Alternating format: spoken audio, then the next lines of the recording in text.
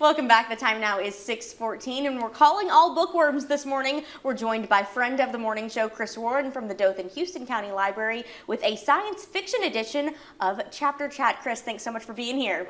Good morning, Caroline. Yeah. So this summer we've launched a new program called a Community Read, and so the pick that we have for this month is Project Hail Mary by Andy Weir, who's probably known to most people as the author of The Martian, which was made into a movie about 10 years ago. And so tell us, yes, a lot of people know The Martian, a lot of people know the movie too, but tell us about Project Hail Mary. So the premise of Project Hail Mary, the main character is a guy named Ryland Grace who wakes up on a spaceship millions of miles from Earth.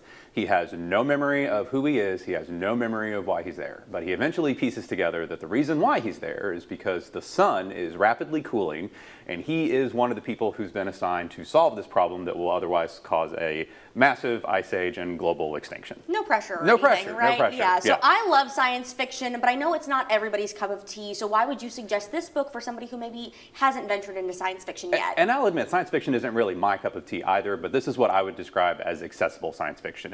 Any of the science, any of the sort of wonky stuff, it actually explains really well. Very much like in The Martian, a lot of it becomes very accessible and understandable, even to the average reader and the average person who may not really enjoy science fiction very much. Right, you're not going to be sitting there reading the same paragraph over and over again trying to figure out what are they trying to say to me right now. Exactly, and then there's also all these universal themes about self-reliance and discovery and technology and all these things that I think are going to speak to most readers when they get through the book. I love that. I love that it's accessible for everybody. Now, you mentioned Community Read. Tell us more about this new program. So a Community Read, it's modeled on similar programs that other libraries do, but I think when most of us read, it's a solitary act. It's something that you're doing on your own between the page and your eyes and your brain, and that's it.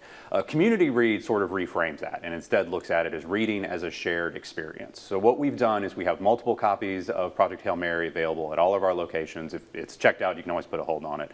We also have discussion guides, so if you selected for your book club or a meeting or whatever, you could always use those to help guide that discussion. But the idea is that we take this thing that people normally do independently and transform it into something that's bigger than just what you do on your own. And we'll also have a book discussion, I believe it's on July 25th at our Westgate branch that the public is invited to as well. So you have plenty of time to get this book read before that group discussion. And I love this too because a lot of people who might not read very often feel very alone going into it, taking that first step. So if you don't read a lot, this is a perfect opportunity to get into it with a whole big group of people, I should say. Exactly. And then, have a chance to discuss it together. I love that opportunity. Absolutely. Well, Chris, thank you as always for being here. We so appreciate it. Absolutely.